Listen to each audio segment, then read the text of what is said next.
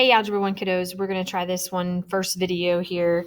This is actually our first lesson from the other day, and some of you did it today as well. It's 1-2 notes over solving and creating linear equations, okay?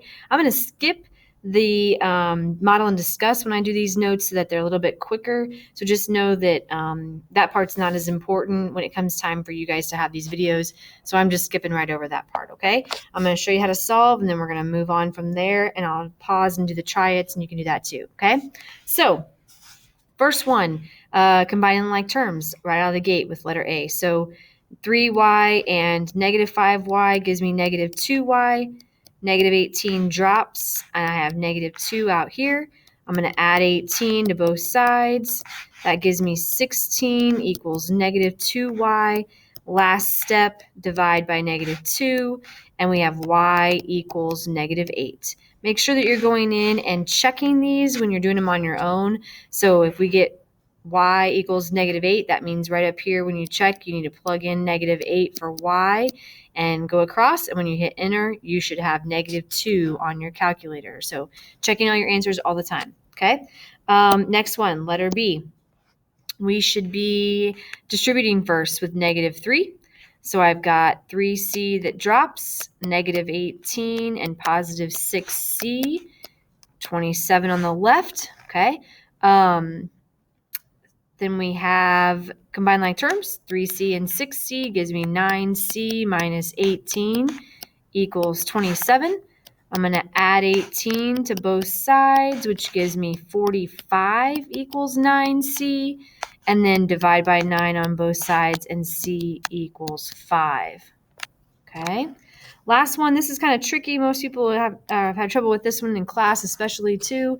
It will be on the test, so make sure you pay attention to that. The first thing you have to get rid of is this negative 8 over here, okay? This has to go first. So we're going to add 8 to both sides. Then we've got 2 times x plus 4 equals, over 3 equals 40. Okay, got to get rid of the fraction next, so I'm going to multiply both sides by 3. 3's are gone. I've got 2 times x plus 4 equals 120. Okay, 2 is being multiplied here, so I'm going to divide to get rid of it. Remember, we're always doing the opposite. So I've got x plus 4 equals 60, and then subtract 4 from both sides, and x equals 56. Okay. All right, good job. So pause the video right now and do this, try it by yourself so that you can see if you're doing it correctly. And I'll do it right now and then unpause when you're done, okay?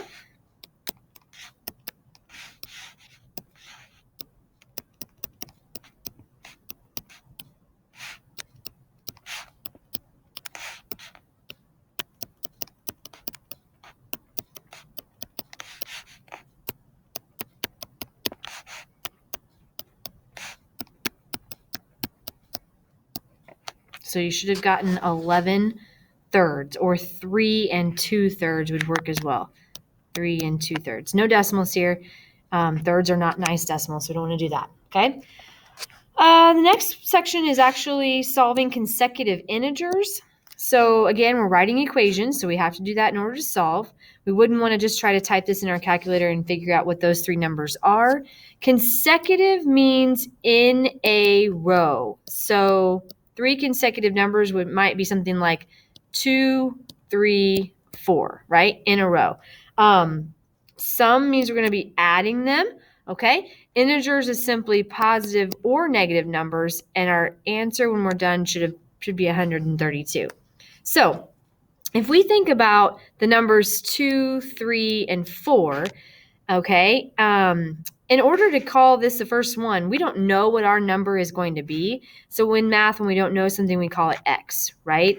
So if I have 2 that's being called x, in order to get to 3 from 2, we add 1.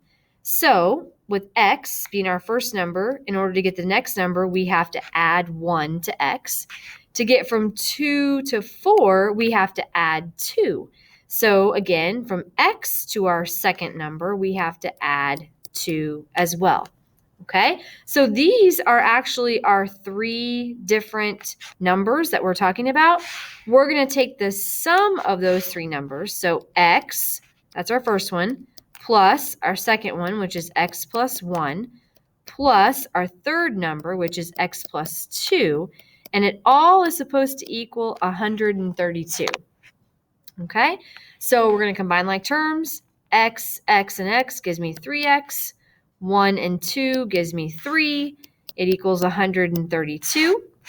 Solving, doing the same steps as earlier. So subtract 3 gives me 3x equals 129. And then divide both sides by 3. So 129 divided by 3 gives me x equals 43. Now, that's our first number, and we want three consecutive numbers. So again, this was x. X plus 1 would be 44, and x plus 2 would be 45. So there are your three consecutive numbers, integers. Okay, so pause. I want you to think about something for a minute. Your try it is actually going to be three consecutive odd integers. Okay, I want you to think about how that's different. Three consecutive odds would be something like 3, 5, 7. Three odd numbers in a row. Okay, so again, if you have 3 and that's your first number, but we don't really know what ours are because they are three numbers that add to 57, we're going to call this one x, right? Well, if I want to get from 3 to 5, I have to add 2, not just 1. So if I want to get from x to my next odd, I have to also add 2. Okay, then 3 down to 7 is adding 4. So again, x to my next one would be adding 4. All right, so here are our three integers. We're going to take the sum of those. So x is my first one, plus my second one, x plus 2, because it's the next odd, plus x plus 4, which is the third one. And they're supposed to equal 57 when they are added up. Okay, so for these, again, combine like terms, we've got 3 x's, 2 and 4 make 6, equals 57. Subtract 6 from both sides, we've got 3x equals 51. Divide by 3, and x equals 17. Now, that's our first odd. So again, x plus 2 would mean 19, and x plus 4 would equal 21. So there are our three odd integers. Okay. All right. Hopefully you got that one right. Now we're going to move on to our word problems. Okay. Again, with word problems, if you weren't here in class, we talked about this. I want you to make sure that you are actually writing or creating an equation for every word problem and then solving it, okay? We are not just guessing or writing down numbers. I want to see your work. So a guitar store offers a finance plan where you give a $50 down payment on a guitar and pay the remaining balance in 6 equal monthly payments. Now, that's what the store is requiring you to do, okay? You have $50. So let's start with 50. And we know and in math means an add, right? You can afford to pay up to $90 per month. Okay, 90 per means X, so we're going to multiply over and over again every single month, okay? Can we afford a guitar that costs $542 for the total? Okay, so subtract 50 to start solving. We've got 90x equals 492. Divide by 90 and you get x equals a weird decimal, 5.46, and then it repeats a little bit, I think, okay? So the important part here is, you guys, you have to know what x actually stands for. And that, in order to do that, you have to go back up here. We were paying $90 per month. So x means months. Now, if you're still confused, that means that after their $50 down payment that we subtracted from the total, they were able to pay $90 every month for 5.5-ish months in order to pay off that guitar. So, yes, they can afford it because they pay it off in less than 6 months. Okay? All right. Example 4. You and your friends are going to order tickets. There's 4 of you. You're going to get a discount on those concert tickets. In all, after your discount, you spent $312 for 4 tickets. What was the price of one ticket without the discount? So you need to use this little chart over here on the side to kind of help you out, this section here, okay? If you know that you spent a total of $312, we know that has to be the equal sign, right? Then we bought 4 tickets. So 4x, because we know there were 4 of the same thing and we don't know how much they cost. So there's our variable. We got a discount. And anytime you get a discount, that's a subtraction, right? And we didn't just subtract 15. We got to subtract 15 from every ticket. So 15 4 times. And it kind of shows you down here in this chart, 4 times 15 should be in here, right? So let's solve it out. 4x, 15 times 4 is $60 that they got to save altogether. We're going to add that 60 back on because remember, it was originally more expensive than the 312.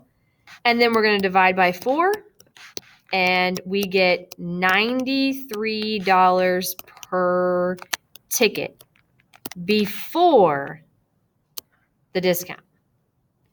Okay? So, same type of thing here for your try it. Pause the screen. See if you can do this one on your own. I'll work it out and then you can check, okay? So the same 4 friends buy tickets for 2 shows on consecutive nights. 2 shows, 4 friends. They use a coupon for $5 off each ticket. Each ticket. They pay a total of $416 for 8 tickets. Okay? So we're looking at the same exact thing, only now we bought more tickets, okay? And there's less money off per ticket. So 8 tickets would be 8x. It's a discount, so we're subtracting $5 for each ticket. So times 8, and then it equaled a total of $416. Okay, so 8x minus 40 equals 416. Okay, we have add 40 to both sides to solve. 8x equals 456.